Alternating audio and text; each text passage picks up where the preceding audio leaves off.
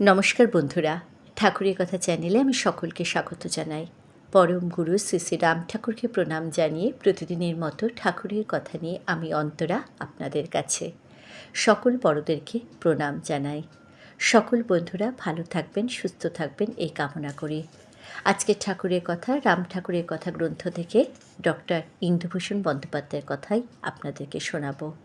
তিনি ঠাকুরের কাছে জানতে চেয়েছিলেন, যখন তিনি নিরুদ্দেশ ছিলেন সংসার থেকে বাইরে, তখন গুরুর সাথে তিনি কি করেছিলেন এবং ঠাকুর তাহাকে যা যা বলেছিলেন তিনি এই গ্রন্থে তাহা লিপিবদ্ধ করেছেন। আজকের কথা আমার সেই নিয়ে। তাহলে সঙ্গে থাকুন, শুরু করছি আজকে ঠাকুরের কথা। একটি জরুরি কাজ থাকায় ঐকান্তিক ইচ্ছা থাকা সত্ত্বেও প্রভাতবাবু আমার বাসায় রাত্রি যাপন করতে পারলেন না।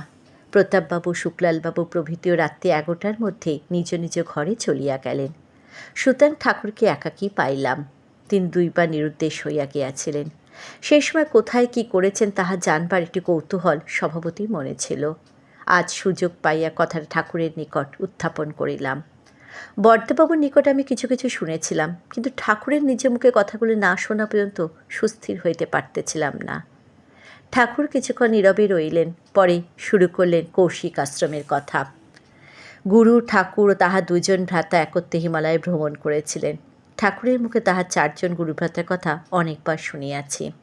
3 জনের নাম ছিল যথাক্রমে বৃন্দারক্ষ, চৈতন্যভোগ ও শঙ্করানন্দ। চতুর্থ নামটি স্মরণ করিতে পারতেছি না। গুরু তাহাদের লইয়া কৌশিক আশ্রমের দিকে রওনা হলেন। ঠাকুর বললেন যে এই পথ অত্যন্ত দুর্গম, সাধারণ মানুষ সেখানে চলতে পারে না। তুষারময় দেশ, কোনো দিকেই তার দৃষ্টিগোচর হয় না। কয়েকটি যৌগিক বিভূতি আয়ত্ত করিতে না পারিলে, বিশেষত দীর্ঘ সময়ব্যাপী কুম্ভক অবলম্বন না করলে সেই পথে চলা একেবারেই সম্ভবপর নহে। এক স্থানে প্রায় 24 ঘণ্টাকাল তাহাদিওকে একটা অন্ধকার সুড়ঙ্গের মধ্য দিয়ে অগ্রসর হইতে হইয়াছিল। কয়েক মাস চলিয়া তাহারা সেই আশ্রমে আসিয়া পৌঁছালেন। তাহাদের 3 জনকে সেখানে রাখিয়া গুরু অন্যত্র চলিয়া গেলেন। ঠাকুর বলিলেন যে তাহারা সেখানে প্রায় 6 মাস অবস্থান করেছিলেন। আশ্রমটি অতি মনোরম, তুষার মরুর মধ্যে যেন একটি অতি ক্ষুদ্র মরুদ্যান। আশ্রমে প্রবেশ করে তাহারা দেখলেন যে সেখানে 5টি আসন রয়েছে, 2খানা খালি আর 3খানাতে 3 জন মহাপুরুষ অধিষ্ঠিত রয়েছেন। তাহাদের প্রত্যেকেরই শরীর অত্যন্ত শীর্ণ, মাংস এক প্রকার নাই বললেই চলে। চামড়া মুচড়া বুকের পাঁচড়ার মধ্যে প্রবিষ্ট হইয়া গিয়াছে। মাংস শুকাইয়া যাওয়ায় তাহাদের চক্ষুগুলি কঠোর প্রবিষ্ট, কিন্তু অত্যন্ত তীক্ষ্ণ এবং উজ্জ্বল। প্রথম সাধুটির সম্বন্ধে ঠাকুর বললেন যে তাহার অবয়ব এত দীর্ঘ ছিল যে ঠাকুর যখন তাহার সম্মুখে গিয়ে দাঁড়াইলেন তখন দেখলেন যে উপবিষ্ট অবস্থায় তাহার উচ্চতা দণ্ডায়মান ঠাকুরের প্রায় সমান। ঠাকুর হাত তুলিয়া তাহাকে অভিবাদন জানাইলেন।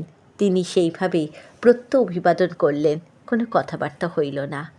তাহারা 3 জনে এই 3টি সাধুর সেবার ভার গ্রহণ করলেন। 3 জনে মিলে সারাদিন আশ্রমটি ঝাড়িয়া পুছিয়া রাখিতেন। আশ্রমের ধারে পদ্মজাতীয় কয়েকটি ফুলের গাছ ছিল। প্রতিদিন প্রাতকালে প্রত্যেকে ওই গাছগুলো হইতে একটি ফুল, একটি পাতা সংগ্রহ করিয়া আনিতেন এবং সুদীর্ঘ বোটাটি ছিঁড়িয়া লইয়া ওই পাতার উপরে সাধুদের সম্মুখে রাখিয়া একটু দূরে সরিয়া থাকিতেন। ফিরিয়া আসিয়া দেখিতেন যে পাতাগুলি ঠিকই আছে, কিন্তু বোটা কয়েকটি নেই। সহজেই বুঝতেন যে সাধুরা ওই বোটাগুলি গ্রহণ করিয়াছেন।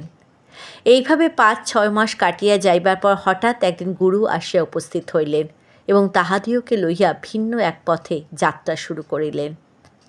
আমি ঠাকুরকে জিজ্ঞাসা করিয়াছিলাম যে গুরু তাহাদের হঠাৎ সেই আশ্রমে রাখিয়া চলিয়া গিয়াছিলেন কেন? ঠাকুর বলিয়াছিলেন যে দীর্ঘকাল অনাহারে থাকিয়ায় ওই সাধু 3টি শরীর পতনের উপক্রম হইয়াছিল। আসন ছাড়িয়া উঠিবার নিয়ম না থাকায় তাহাদের পক্ষে আহার্য সংগ্রহ করা সম্ভবপর ছিল না। তখনও তাহাদের দেহত্যাগের সময় হয় নাই। ওই দেহের আরও কিছু কাজ অসমাপ্ত রয়েছে। সেই জন্যই গুরু এই ব্যবস্থা করিয়াছিলেন। 5টি আসনের মধ্যে 2টি খালি ছিল। কেন, এই প্রশ্নের উত্তরে ঠাকুর বলেছিলেন যে ওই 2 জন কোনো বিশেষ প্রয়োজনে সংসারে যাইয়া জন্মগ্রহণ করিয়াছেন। কার্য শেষ হইয়া গেলে স্বস্থানে ফিরিয়া আসিবেন। গুরুর নেতৃত্বে আবার তাহারা চলতে আরম্ভ করলেন। ঠাকুর বললেন যে যাইতে যাইতে এক স্থানে তাহারা দেখলেন যে সারি সারি বেদানার গাছ এবং তাহাতে অসংখ্য বেদানা ফলিয়া রহিয়াছে, কাঁচা পাকা সব রকমই আছে। কোনো কোনোটা এমনভাবে ফাটিয়া রইয়াছে যে ভিতরে রসালো দানাগুলি বাহির হইয়া পড়িয়াছে, আর গাছের তলায় যে কত পড়িয়া রইয়াছে তাহারই অত্যা নেই। প্রায় ৮-১০ মাইল রাস্তা এই বেদানা রাজ্যের ধার দিয়াই তাহাদের যাইতে দেখা দিয়াছিল। তাহারা কিছু বেদানা খাইয়াছিলেন কিনা জিজ্ঞাসা করার ঠাকুর বলিয়াছিলেন যে প্রয়োজন হয় নাই।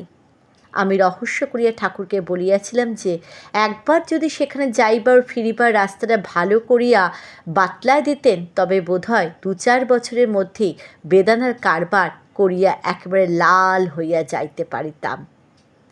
আমার কথায় ঠাকুর হাসিয়া উঠিলেন, কিছু বলিয়াছিলেন কিনা স্মরণ নাই। যাই হোক, ইহার পর কিছুদিন চলিয়া তাহারা অপর একটি আশ্রমে আসিয়া উপস্থিত হইলেন। এই আশ্রমে নিশ্চিন্ত শান্তিময় পরিবেশের কথা ঠাকুর বিশেষ করিয়া বলিয়াছিলেন। বাঘ, ভালুক, হরিণ, নীলগাই এখানে একত্রে বাস করত, কেহ কাহাকে হিংসা করত না। আমরা নিজেরা হিংস্র, সুতরাং আমাদের পক্ষে এরূপ একটা উদ্ভট কথা বিশ্বাস করা সহজসাধ্য নহে। ঠাকুর কিন্তু বলিলেন, নিজের ভেতর হিংসা না থাকিলে মনুষ্যত্বে জীব জন্তুর হিংসা তো করেই না, বরং অনেক সময় আনুকূল্যই করে। এই প্রসঙ্গে তাহার গত যাত্রায় বৃন্দাবন থাকাকালীন একটি ঘটনার উল্লেখ করিলেন। বৃন্দাবনে তিনি বাতে আক্রান্ত হয়েছিলেন, হাঁটু দুটি ফুলিয়া উঠিয়া তাহাকে একবার শয্যাশায়ী করিয়াছিল। এই বাতের আক্রমণে তিনি প্রায় ভুগতেন, এবং কী করিয়া যে এই রোগ তাহার দেহে অনুপ্রবিষ্ট হইয়াছিল বেদবাণীর ২য় খণ্ডের সম্পাদকীয়তে তাহা সবিস্তারে বলেছেন। এখানে তার পুনরুক্তির কোনো প্রয়োজন আছে বলে মনে করি না। এই যাত্রায় আক্রমণ একটু বেশি হইয়াছিল এবং শুশ্রূষা করিবার কেহ সেখানে ছিল না। কিন্তু আশ্চর্যের বিষয় এই যে যখনই যন্ত্রণা দুঃসহ হয়ে উঠিত তখন কোথা হইতে এক বৃহৎ আকার হনুমান ঠাকুরের ঘরে ঢুকিয়া খানিকক্ষণ তাহার পদসেবা করিয়া যাইত এবং ঠাকুরের যন্ত্রণার অনেকটা উপশম হইত। এমনকি কুজা হইতে গ্লাসে জল গড়াইয়া ঠাকুরকে খাইতে দিত। ঠাকুর সুস্থ না হওয়া পর্যন্ত প্রতিদিনই হনুমানটি ৩-৪ বার এইভাবে আসা যাওয়া করত, কিন্তু ঠাকুর যেদিন রোগমুক্ত হইলেন সেদিন আর তাহাকে দেখা যায় নাই। যতদূর স্মরণ হয় এই প্রসঙ্গে ঠাকুর আমাকে দামিনী মায়ের গল্পটা বলিয়াছিলেন। ভবানীপুরে বকুল বাগানে কোনো এক মুখুজ্জে পরিবারে একটি বাগান বাড়ি ছিল। সেখানে বাগানের এক কোণে একখানা মাটির ঘরে এক ভদ্রমহিলা বাস করতেন। ইনি ছিলেন ঠাকুরের একজন একনিষ্ঠা সেবিকা। ঠাকুর ইহাকে দামিনী মা বলিয়া সম্বোধন করিতেন। দামিনী মা সপ্তাহে ১ দিন কি ২ দিন প্রাতকালে ২টি ভাতে ভাত সিদ্ধ করিয়া খাইতেন, আর বাকি কয়েকদিন শুধু জল খাইয়া কাটাইয়া দিতেন। ঠাকুর কখনো কখনো এই দামিনী মায়ের নিকট আসিয়া থাকিতেন। দামিনী মায়ের ২টি বিষধর কাল সর্প ছিল, তাহারা এক ঘরেই থাকিত এবং তিনি তাহাদের নামকরণ দিয়েছিলেন কানাই, নিতাই। ঠাকুর বললেন যে যেদিন দ্বিপ্রহরে রৌদ্র একেবারে ঝাঝা করে উঠত, অসহ্য গরমে সকলে অস্থির করে ফেলত, তখন এই কানাই, নিতাই ধীরে ধীরে আসিয়া ঠাকুরের গায়ের উপর শুইয়া থাকিত। ঠাকুরকে গ্রীষ্মতাপের মধ্যে খানিকটা আরাম দেখায় যে তাহার উদ্দেশ্য ইহা সহজেই বোঝা যাইত। যাহারা ঠাকুরকে জানেন না তাহাদের অনেকের নিকটে হয়তো কথাটা নিতান্ত অবিশ্বাস্য বলে মনে হইবে, কিন্তু মনুষ্যত্বের জীবজন্তুর সহিত ঠাকুরের যে একটা অন্তরঙ্গতা ছিল তিনিও তাহাদের বুঝিতেন এবং তাহারাও তাহাকে বুঝিত, এ বিষয়ে তা আমরা নিজের মনে কোনো সন্দেহ নাই। কবিবর নবীনচন্দ্র লিখিয়াছেন, সর্প দংশন করিতে গরু মহিষ মারিতে আসিতেছে, আর রাম ঠাকুর বারণ করা মাত্র চলিয়া গিয়াছে। জয় রাম, জয় গোবিন্দ।